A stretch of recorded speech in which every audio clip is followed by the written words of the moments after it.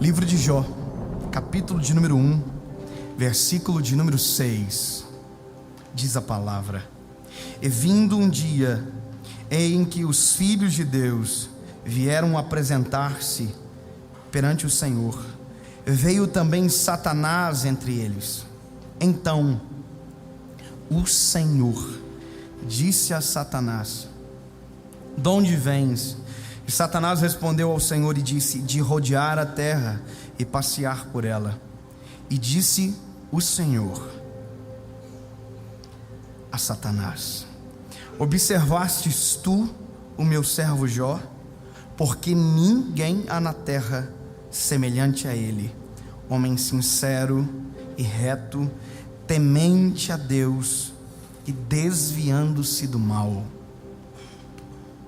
Esse texto, quando eu li ele pela primeira vez, eu entrei em desespero, eu fiquei chocado, porque toda a construção que eu havia feito sobre essa história durante a minha infância, a minha adolescência, acabou quando eu li o texto. Uma coisa é alguém falar para você sobre algo que conhece ou pensa saber, outra coisa é você testificar e ler.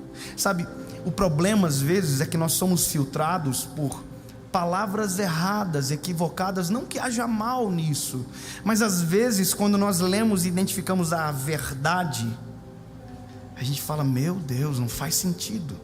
E isso é uma das verdades que, para mim, quando eu li a primeira vez, eu disse: não pode. Eu pensei a vida inteira que Satanás perguntou para Deus sobre Jó. Eu pensei a minha vida inteira que quem trouxe à luz Satanás, no caso, que havia trazido à luz Jó, como se quem tivesse descoberto Jó fosse Satanás e trazido a Deus dizendo: Deus, ó, teu servo, posso tocar? Só que a Bíblia não diz que é assim que acontece. A Bíblia diz que quem traz à luz Jó para Satanás é Deus. Ou seja, quem provoca não é Satanás, quem provoca é Deus. Quem faz o negócio pegar fogo, que coloca lenha na fogueira na vida de Jó, é Deus. Quer dizer, Jó é fiel, é justo, é honesto, e Deus não poupa. Deus faz o contrário. Deus pega o melhor e coloca na tempestade. E sabe, quando eu vi isso, eu pensei: meu Deus, porque o sofrimento de Jó é algo terrível. Jó vai perdendo tudo o que tem. Satanás pede autorização para Deus, Deus autoriza, o desautoriza de algumas coisas, coloca limites, mas Deus vai deixando que a par e passo Satanás destrua Jó.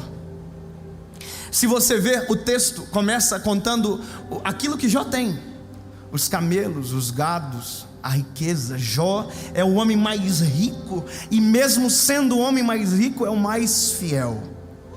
A prova que nem sempre, como todos às vezes dizem, ou alguns, que dinheiro corrompe, com Jó é diferente.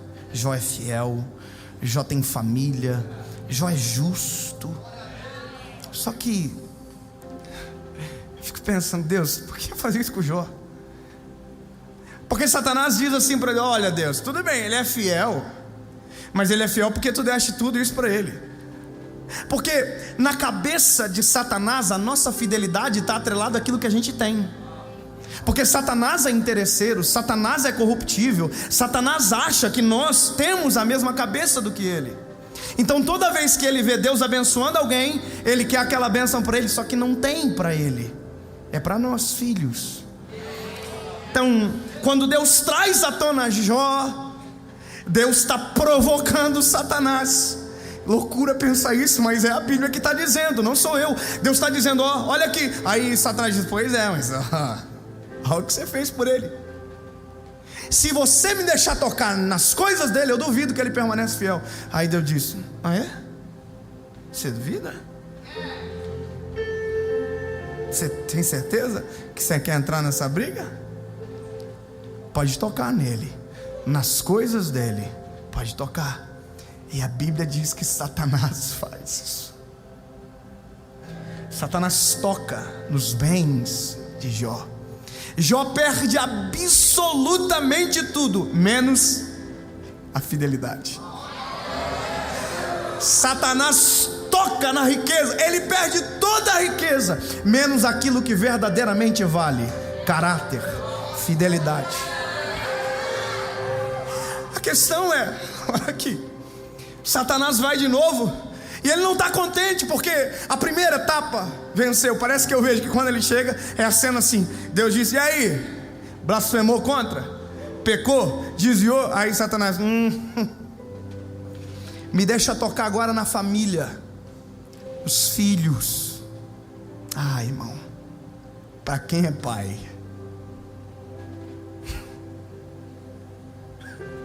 Quando eu li isso, eu fiquei com muito medo. Falei, Deus, não vem testar aqui não, por favor, porque eu estava entendendo errado o negócio. Você nunca mais viu na Bíblia Deus repetir isso. Mas calma, que você já vai entender o negócio. Deus deixa Satanás tocar nos filhos, e todos os filhos de Jó morrem. Perde os bens, os patrimônios, os filhos, e perde o apoio da esposa. A esposa diz, olha, você é um doente, você é louco, porque além disso, não obstante, Satanás perdeu os filhos, mas não perdeu a fidelidade com o seu pai. Não tem. Satanás chega e diz, agora me deixa eu tocar nele. Aí Deus diz, toca, mas não pode matar. Toca no corpo. As feridas, a Bíblia vai dizer que são tão profundas que Jó coça com um caco de telha.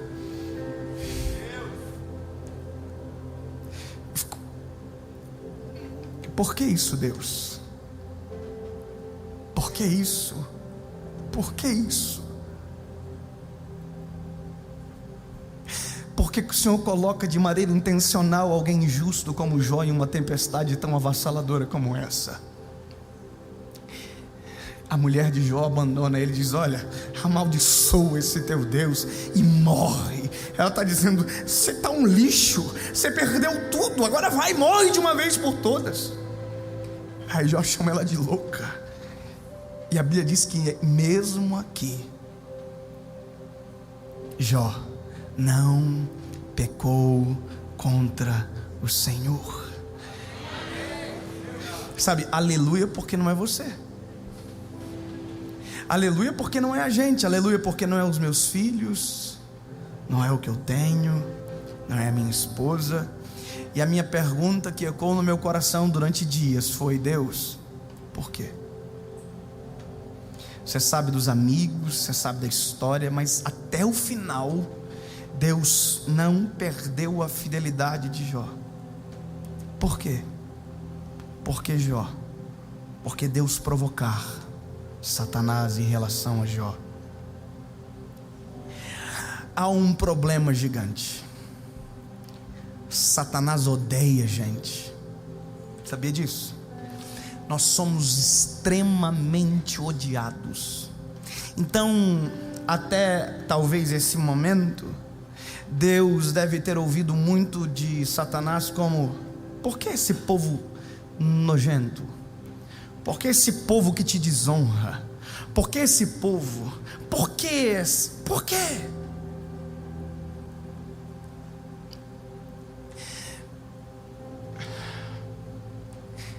Aí Jó apresenta-se na história. Jó chega na história. E aí, querido, sabe qual é o porquê? Quem responde é Deus. Porque sempre haverá pessoas como Jó. Vale a pena por esse povo Deus usou Jó para construir uma história de defesa sobre nós. Jamais Satanás vai poder tocar em nós com a desculpa contra a nossa fidelidade, porque uma vez Deus já provou para ele: sempre haverá os fiéis, sempre haverá os que não me abandonam, sempre haverá os que não me esquecem, sempre. E é por isso que vai chegar uma hora da história que eu vou enviar o meu filho, e ele vai morrer por esse povo. Terá os infiéis, mas eu sempre terei os meus Jós.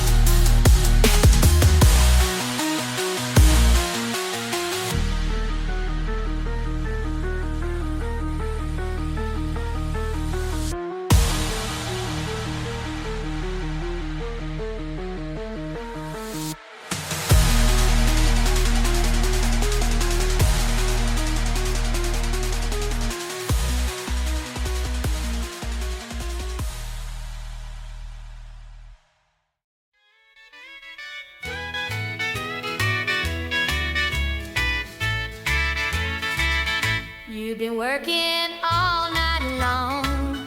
You deserve a little break. We better get you something yummy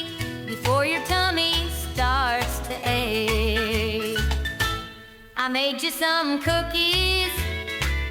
They're fresh out of the oven. You've been working so hard, you deserve a little loving. Let me get you some milk and cookies. You ain't gotta just up and leave. I know you got a lot more work to do, because it's Christmas Eve. But Santa dear, my milk and cookies, they ain't like nothing you had before. I promise Santa, if you just stay, you'll be begging me for more. Santa, stay a little longer. The next batch of cookies is almost done.